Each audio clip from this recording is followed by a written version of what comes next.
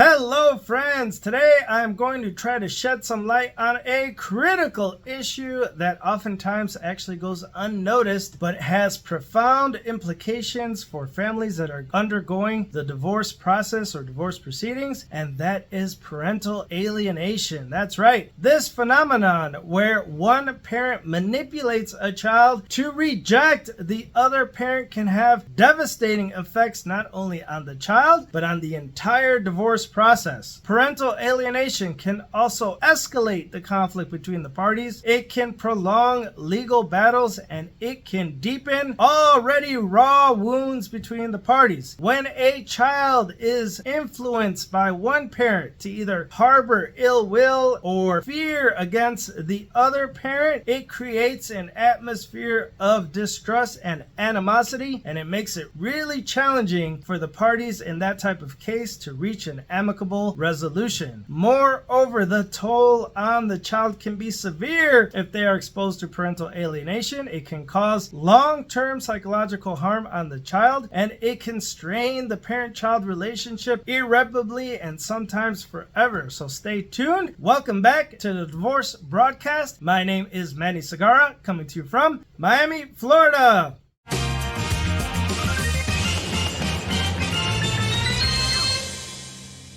Alright, so as I mentioned in the intro, parental alienation can occur when a child is either influenced or manipulated by one parent to reject the other parent. The parent who denigrates the other parent to the child is known as the alienating parent, and the parent who is being alienated is known as the targeted parent. Parental alienation syndrome, sometimes referred to by the acronym PAS, was first proposed by psychiatrist Richard A. Gardner in the 1980s. Gardner was a prominent figure in the fields of child psychiatry as well as family law, and he introduced the concept of PAS to describe a specific dynamic that he would observe in high conflict divorce and separation cases. Gardner's theory of PAS suggests that one parent, who is usually the custodial parent or the parent who has the child or children the majority of the time, may either consciously or unconsciously influence the child to reject the other parent through tactics like denigration, false accusations, and manipulation. He argued that the phenomenon could result in significant emotional distress and psychological harm to the child, as well as a strained parent-child relationship between the child and the targeted parent. It is also very important to note that while Gardner's work popularized the term parental alienation syndrome, the concept itself remains very controversial, and it has been a subject of great debate and scrutiny within the fields of psychology, psychiatry, and of course in family law, especially in the courtrooms throughout the nation in which there are highly contested cases involving children. Some experts and professionals actually question the reliability and validity of PAS as a diagnostic entity, while others continue to advocate for its recognition and consideration in certain legal and therapeutic contexts. Critics also argue that PAS is not or should not be universally accepted because it is really challenging to determine whether a child's rejection of a parent is solely due to the other parent's actions or if there are legitimate reasons for that child's feelings, such as actual child abuse, neglect, or some sort of domestic violence. So very interesting stuff. Furthermore, some of the key features of PAS include and are not limited by the following: a campaign of denigration. The alienating parent consistently denigrates and undermines the other parent in front of the child, oftentimes making false accusations or painting a very negative picture of that other parent to the child. Another feature is the child's rejection. The child, as a result of the alienating behavior, may start showing unwarranted signs of hostility, fear, dislike, and hatred towards the other parent. Also, lack of rational justification. In other words, despite the lack of a valid reason or evidence, the child's rejection of the target parent is adamant, will not cease, and may seem irrational to outsiders or to others. There is also the independent thinker phenomenon, when the child believes that these negative feelings that they have for the targeted parent are entirely their own thoughts and feelings without realizing how they have been influenced or manipulated by the alienating parent. Another key feature is reflexive support for the alienating parent. The child aligns themselves strongly with the alienating parent and their perspective, and may even defend their actions vehemently or forcefully.